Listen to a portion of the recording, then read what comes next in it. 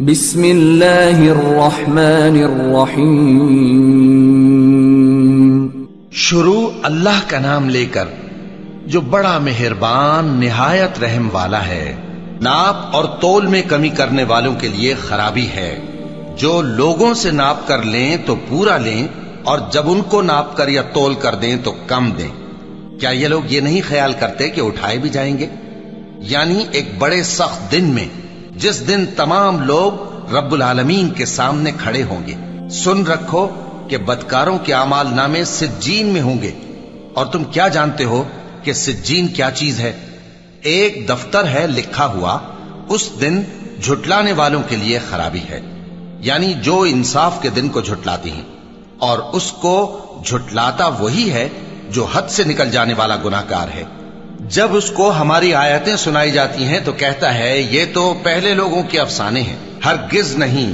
بات یہ ہے کہ یہ جو اعمال بد کرتے ہیں ان کا ان کے دلوں پر زنگ بیٹھ گیا ہے.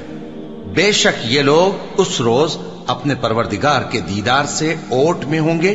پھر یہ لوگ یقیناً دوزخ میں جا داخل ہوں گے.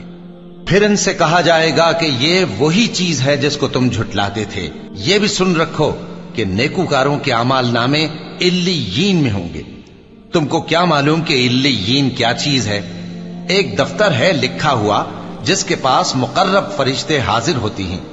بے شک نیک لوگ نعمتوں میں ہوں گے، تختوں پر بیٹھے ہوئے نظارے کریں گے. تم ان کے چہروں ہی سے نعمت کی تازگی معلوم کر لو گے.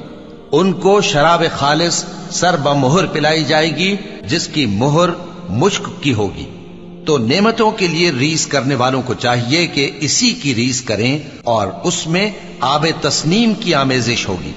وہ ایک چشمہ ہے جس میں سے اللہ کے مقرب پیئیں گے.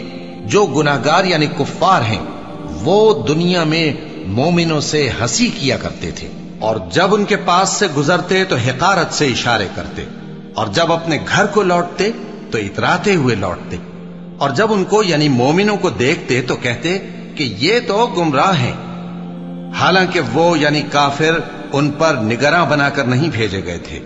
تو آج مومن کافروں سے ہنسی کریں گے کہ مسندوں پر بیٹھے ہوئے ان کا حال دیکھ رہے ہوں گے. آج کافروں کو ان کے کاموں کا پورا پورا بدلہ مل گیا نا. صدق اللہ العظیم.